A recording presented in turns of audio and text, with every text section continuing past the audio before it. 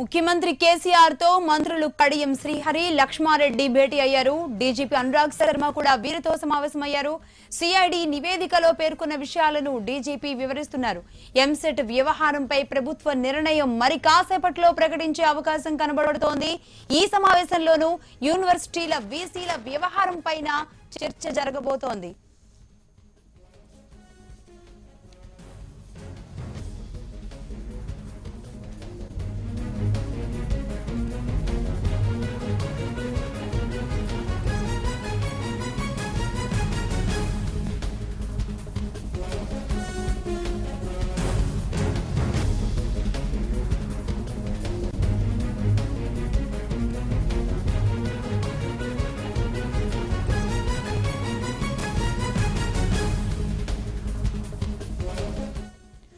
Breaking news చూస్తున్నాం. ముఖ్యమంత్రి కేసీఆర్ తో మంత్రులు కడియం శ్రీహరి, లక్ష్మారెడ్డి కూడా భేటీ అయ్యారు. వీరితో పాటుగా డీజీపీ అనురాగ్ శర్మ కూడా సమావేశమైనట్లుగా తెలుస్తోంది.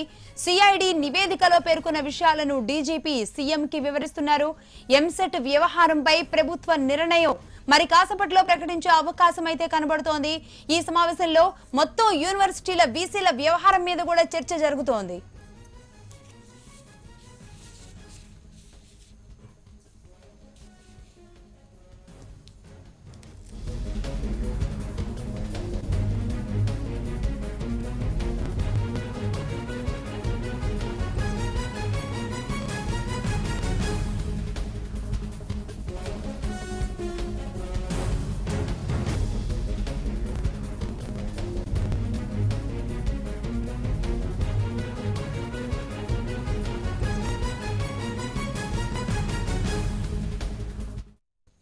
సీఎం క్యాంప్ కార్యాలయం దగ్గర నుంచి నరేష్ మరిన్ని వివరాలు లైవ్ లో అందిస్తారు. నరేష్, చెప్పండి. మొత్తం మీద డీజీపీ, లక్ష్మారెడ్డి, కడియం శ్రీహరి వీళ్ళు ముగ్గురు కూడా కేసీఆర్ తో సమావేశమైనట్లు తెలుస్తోంది. అంటే ఏ విధంగా చర్చ జరుగుతోంది, ప్రభుత్వం ఎలాంటి నిర్ణయం తీసుకునే అవకాశాలు అయితే అక్కడ వాతావరణాన్ని బట్టి కనబడుతున్నాయి?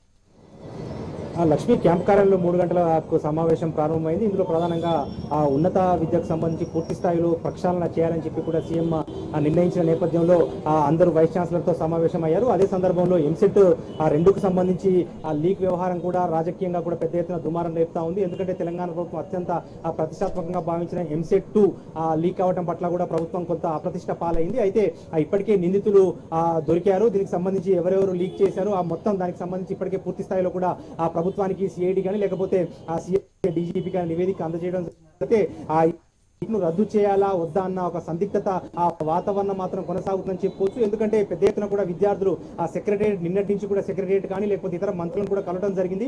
ఎవరైతే అంటే పేపర్ లీక్ చేయడం ద్వారా ర్యాంక్ సాధించారో వాళ్ళను మాత్రం మీకు పనిష్ చేయాలి, తల్లిదండ్రులను కానీ లేకపోతే ఎవరైతే లీక్ చేశారో వాళ్ళని పనిష్ చేయాలి. కానీ ఎగ్జామ్ రద్దు చేయడం వల్ల మేము పెద్ద ఎత్తున కూడా డిప్రెషన్ ప్రమాదం ఉంది అని చెప్పి కూడా విద్యార్థులు రోధిస్తున్న పరిస్థితుల నేపథ్యంలో ప్రభుత్వం మరి ఏం చేస్తుందో చూడాలి. అయితే ఇప్పటికైతే జరుగుతున్న సమాచారానికి సంబంధించి లోపల వైస్ ఛాన్సలర్లు కానీ లేకపోతే ఉన్నత విద్యాశాఖ అధికారులు కానీ సిఎస్ రాజీవ్ శర్మ కానీ డీజీపీ అనురాగ్ శర్మ కానీ వారితో పాటుగా విద్యాశాఖకు సంబంధించిన పూర్తి స్థాయిలో కూడా ఇక్కడ ఈ సమాలోచనలు జరుపుతా ఉన్నారు. అయితే ప్రభుత్వం ఎంసెట్ రద్దుకే మొగ్గు చూపుతున్నట్టుగా కూడా మనకు సమాచారం అంతా ఉంది. అధికారికంగా మాత్రం ఇప్పటికైతే ఒక నిర్ణయం జరగలేదు. అయితే రద్దు చేసి ఒక 15 రోజుల్లో మరొకసారి ఎంసెట్ ను నిర్వహించాలి, ఎంసెట్ ప్రక్రియను ప్రారంభించాలి అని చెప్పి కూడా పరీక్ష నిర్వహించాలని చెప్పి కూడా ఇక్కడ సీఎం కేసీఆర్లకు దిశానిర్దేశం చేస్తున్నట్టుగా కూడా మనకు సమాచారం తెలుస్తా ఉంది. ఇక ఎంసెట్ రద్దు విషయంతో పాటుగా మరొక ప్రధానంగా ఉన్నత విద్యాశాఖకు సంబంధించి పూర్తి స్థాయిలో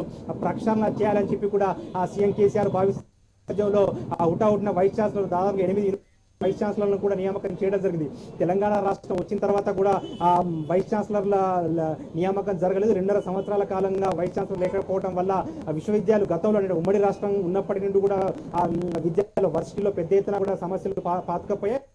కొత్త ప్రభుత్వం వచ్చిన తర్వాత కూడా వైస్ ఛాన్సలర్ల నియామకాలు లేకపోవడం వల్ల ఇన్ఛార్జ్ పాలనలోనే వర్సిటీలు కొనసాగడం వల్ల నిర్ణయాలు కేవలం అంటే డే టు డే యాక్టివిటీ నిర్ణయాలు తీసుకున్నారు తప్పచి పాలసీ పరమైన నిర్ణయాలు తీసుకోకపోవడం వల్ల పెద్ద ఎత్తున కూడా యూనివర్సిటీల్లో సమస్యలు పేరుకపోయాయి. అందులో భాగంగా ఎందుకంటే ప్రధానంగా చెప్పుకోవాలంటే వైస్ ఛాన్సలర్ నియామకం చేయకపోవడం వల్ల అక్కడ ఫ్యాకల్టీలను కూడా నియమించుకోలేని దుస్థితి ఏర్పడింది. అందులో ప్రధానంగా రాష్ట్ర వ్యాప్తంగా కూడా అన్ని యూనివర్సిటీలో ఉస్మానియా కాకతీయ, జేఎన్టీయూతో పాటుగా రాష్ట్ర వ్యాప్తంగా ఉన్న అన్ని యూనివర్సిటీల్లో కూడా ఫ్యాకల్టీకి సంబంధించి పెద్ద ఎత్తున కూడా ఖాళీలు ఉన్నాయి. ఆ ఖాళీల భర్తీకి ఎట్లాంటి చర్యలు అని చెప్పి కూడా ఆ యూనివర్సిటీ పాలక మండలితో కానీ లేకపోతే వైస్ ఛాన్సలర్తో కానీ సీఎం కేసీఆర్ చర్చలు జరుపుతున్నారు. ఏది ఏమైనప్పటికీ మరికొద్ది నిమిషాల్లో అంటే ఒక హాఫ్ అన్ అవర్ సుమారుగా ఒక అర్ధ గంట లోపల మనకు ఎంసెట్ రద్దు విషయానికి సంబంధించి ఒక అధికారిక సీఎం కార్యాలయం నుంచి ఒక అధికారిక ప్రకటన వెలువడే అవకాశం ఉంది. దాంతో పాటు కూడా యూనివర్సిటీలకు సంబంధించి ఎట్లాంటి ప్రక్షాళన చేపడతారన్న అంశం కూడా మనకు తెలిసే అవకాశాలు కనిపిస్తా ఉన్నాయి. Lakshmi, right. Thank you very much Naresh. మొత్తం మీద